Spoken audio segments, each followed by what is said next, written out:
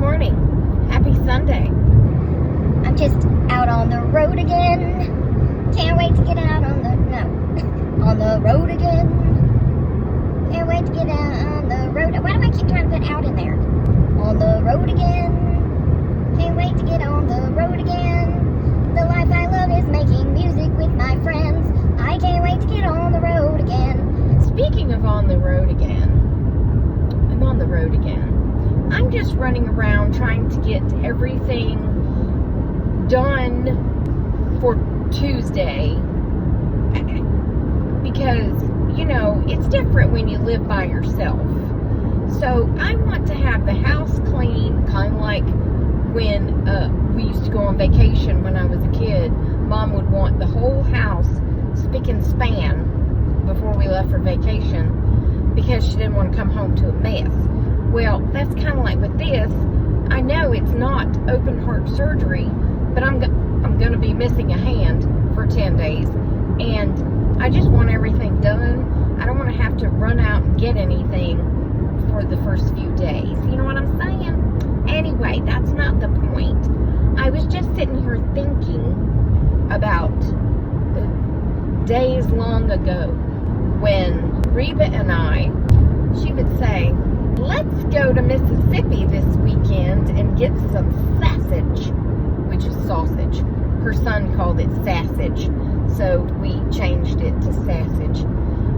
So we would get in the car and drive to Mississippi. I think it's called Wilson's.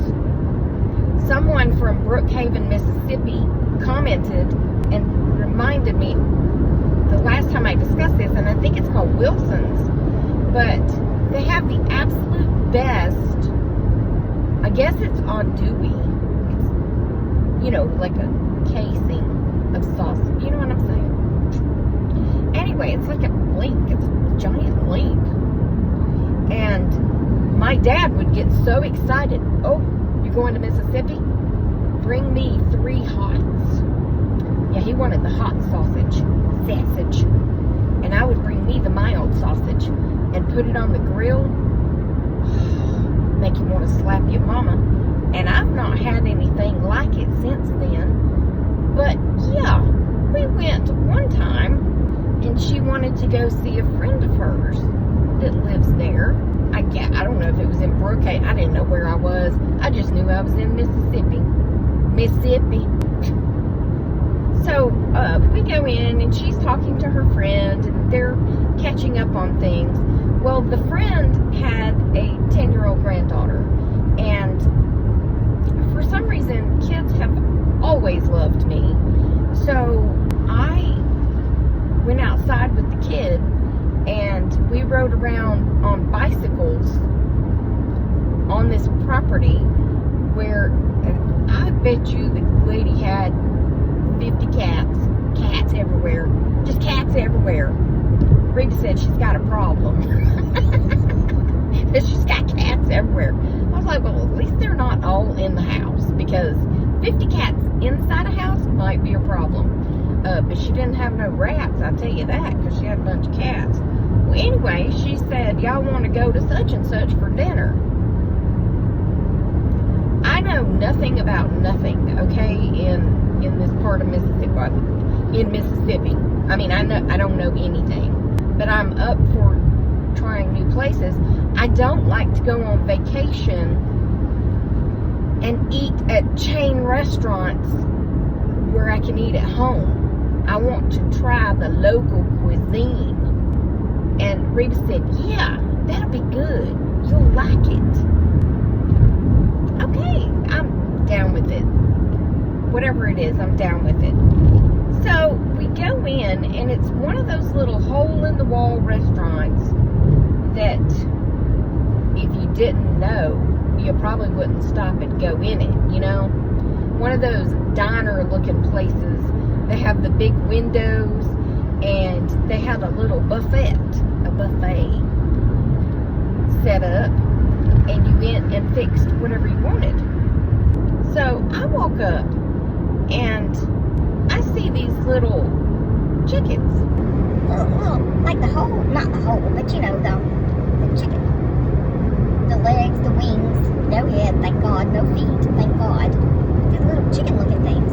I said, why are these chickens so small? She said, those aren't chickens. I said, what are they? She said, quail.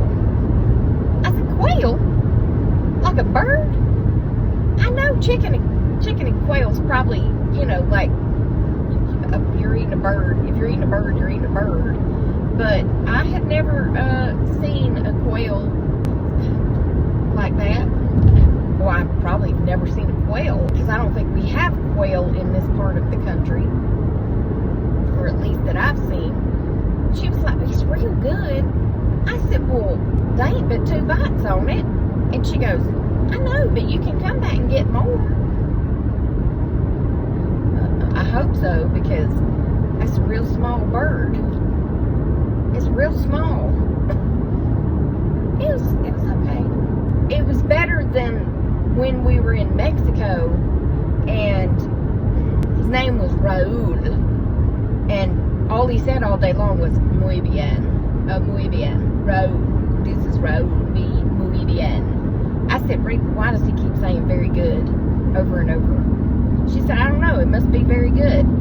I said, well, whatever he's snorting up his nose, because he had a fingernail that was out to here, which is how they scoop up some cocaine and snort it up their nose. He was snorting it.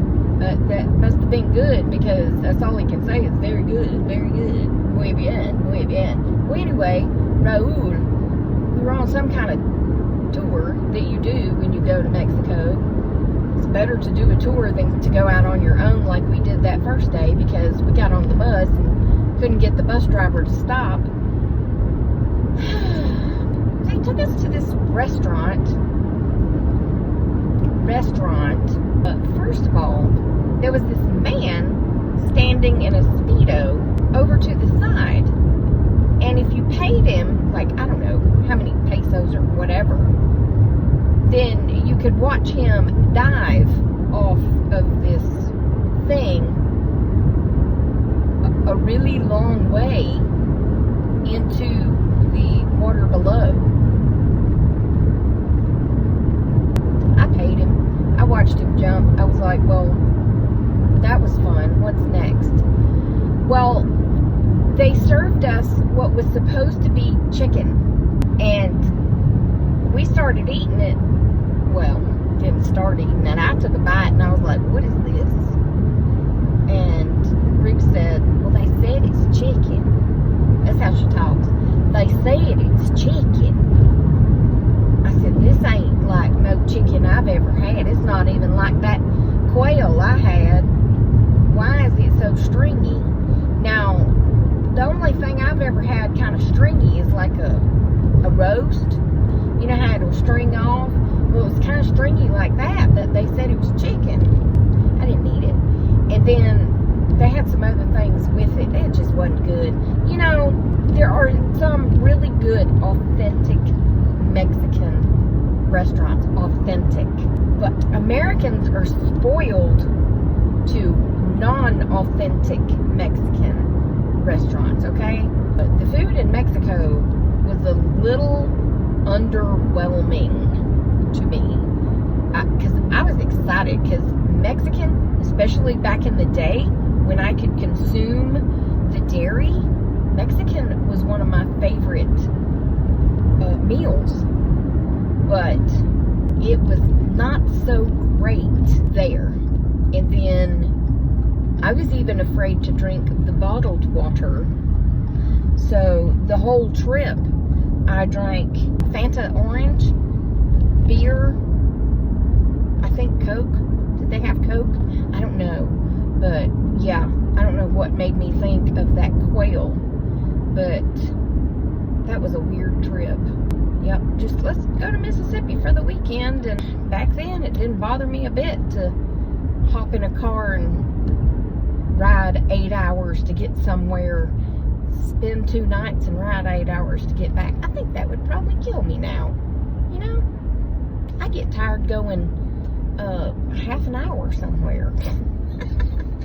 Okay, it's not that bad, but still. Anyway, I'll be back later, okay? Okay. Hi, it's me again. I'm home. This is the time of year when you don't know what to wear. And don't get me wrong, I love fall. Y'all know I love fall. But you see, it was 62 this morning, and now it's 80. So, but I do want to say that I'm sorry to my northern folk, because apparently winter showed up and a lot of y'all are very cold. Now, when I was summoning in fall, I was only doing it for me. That sounded very selfish. But I mean, because I was tired of the mid to upper 90s with very high humidity, you see. 80 is, I mean, it's still a little hot, but 80's fine. I just wanted the 90s to go away, okay? I would kind of like the 80s to go away. But by no means did I want y'all to go into winter, okay? I really don't have the power anyway to make any of this happen. But still, I'm sorry, okay? I'm sorry that some of y'all are already cold. But as my dad says, you can put on enough clothes and a blanket to be warm. But even if you're naked, you're still gonna be hot. That is what he says. I'm like, well, maybe if you turned your air conditioning on sometimes it wouldn't be so hot. I'm just saying. Just turn it down just a little bit and it might not be so hot. Anyway, I don't think the girls understand that Tuesday's coming. You know, around Easter when you say Sunday's coming. Yeah, Tuesday's coming. And I don't think they understand. Hi, quit shaking all the dirt. She's just creating a dust storm over here. I don't think they understand that I'm not going to feel like company, at least for the first week. Because Naomi was saying last night she would see me. She said, I'll see you tomorrow and then I'll see you Monday. Well, she came by last night. And I said, if you come by tonight, you can't come tomorrow night. And she left. But she said, I'll see you tomorrow night and I'll see you Monday. And then I'll see you Wednesday. And I was like, oh, think about it. No. She was like, why? I said, because I'm having surgery Tuesday. And I'm only going to have one hand for 10 days, okay? And I don't want to clean up after y'all. And I can show y'all how to clean up all you want to. But y'all ain't going to do it like I like it. That's all I'm saying. And I'd just rather not have company. I'm just saying. I'd just rather not. Not of the 7 and 9 year old variety when I have one hand. Oh, I tripped over my own very large feet.